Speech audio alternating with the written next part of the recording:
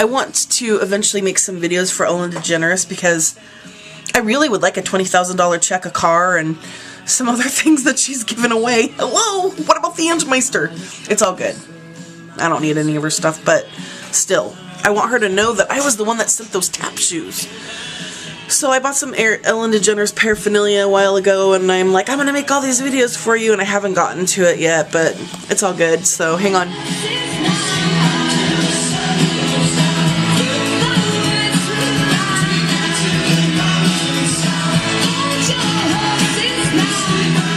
This song's from Of Monsters and Men. It's called Mountain Sound. Such a cool song.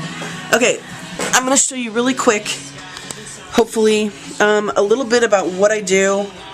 I have so many things going on right now that I need to make sure I strategically do them and maximize my time here. I don't want to bother my brother right now, but what I do is I learned a lot about the homeless demographic because I decided to go live and get all of the advice and watch how these people lived.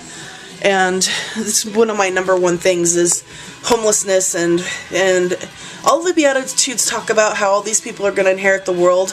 Those are the people that are the outs right now. Those are the people that are homeless right now. Those are the people that are sick and lame but have such love. And the people on the ends, walking over. How can you walk over a homeless person? It just makes me sick, especially when I was down in San Francisco and I learned that sometimes people will come and they will hold you at knife point and take your shoes. I mean, these people fight over shoes and bare necessities. And so then the ends say, well, they're just, you know, the puke of the scum of the earth, and welfare takes a big scapegoat rat. Most of the women that are on welfare, most of the people that are on welfare are women, and they're single mothers. And if the fathers of those babies would step up and take care of their children financially, there probably wouldn't be a welfare system to begin with. So, psh, eat that, Republican whatevers. I needed assistance. My son's father took off on June 26th and never came back. And he wasn't helping me anyway, but still. Okay, so I'm not going to go on a soapbox rant. I'm going to talk to you guys about soup. Very, very simple thing. I like to use Lipton cup of soup, cream of chicken. You can get a lot of this stuff at the dollar store. You can get 5 or 6 packets of chicken broth and chicken soup and all this stuff, right? So what you need to learn if you want to do this winter, you kind of learn how to what to mix with what, but you start out and the key to successful soup making as far as making masses is the bouillon cubes. 1 bouillon cube to 1.5 to 2 cups of water will almost work. 1.5 cups of water, 1 bouillon cube, you're looking good. So you take all of your soups and don't follow the directions. If they say put 3/4 of a cup of water in there, put 1 1/4 cup of water in there, or 1 1/4 cup of water. Because it works out, and I'll tell you why. What you can do is you start with your water, you pour your soups in there, you get it going, you get it to a boil, and then turn it down in between low and medium low, okay? With your packets, and you take your bouillon and you put it in there, and then you just kind of test it, and that tastes pretty good.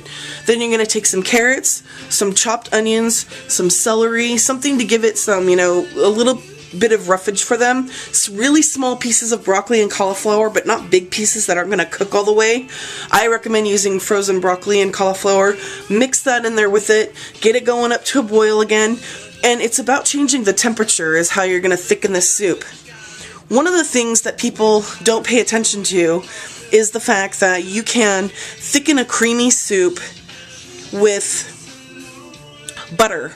And I know that's like a big health conscious no, but when these people are needing to eat between 1,500 to 3,200 to 3,500 calories a day because it's so cold and they can't maintain their body weight, butter's a good way to thicken a soup. Okay, so you just start figuring out your own recipe, and I'm like, alright, so I'm going to do 1 cup of water per 1 cup of cream of chicken soup. I'm going to put that in there, stick a bouillon cube in there, and then start building from there. Okay, it still tastes chickeny and good. It's got good flavor. When it starts to feel like it's a little watery, put some more bouillon in there. And then once you got it to where it tastes pretty good and you have an ample amount, ordinarily when I do this, I can take what would serve one person, I can stretch that to serve 5 or 6 people. Sometimes 7 if I'm working in a big enough pot. And so that's a way that sometimes the missions, when they're feeding these people every single day, ideally it would be great if you have some chicken or some kind of protein to put in there. Some of my friends have done this where they have boiled eggs or pan-fried eggs, and they put some egg in there, which is good. I mean, now they're saying egg yolks are like some horrific kind of poison or something like that, but whatever. And so what you do is you then cover the pot, put it in the refrigerator, bring it out the next day, warm it up to the point where it's just starting to boil, and then you want to get your serving cups ready. You can serve people, you can take with, like, you probably need the help of one person, or you can do it alone like I did in Seattle. I take my pot, put it somewhere, you know, when it's pretty hot, put it in the back seat of my car. I had a little red Suzuki, and then I would take, for every person that you're going to serve, you want to give them 4 crackers, okay? These are butter crackers.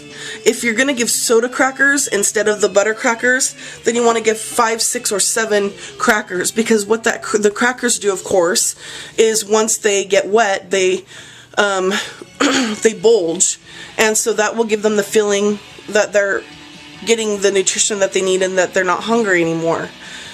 And so I would do this. I would always do it on the weekends, but I did it a couple of times, and it was really hard because I couldn't keep continuing to do that because I had a job and some other things that were going on in my life. But I did it as much as I could, and I just remember, I mean, I would pull up on a Saturday morning, you know, about 10 or 11 o'clock in the morning downtown in Seattle, and these people would just flock to me. I mean, they were so excited to see me.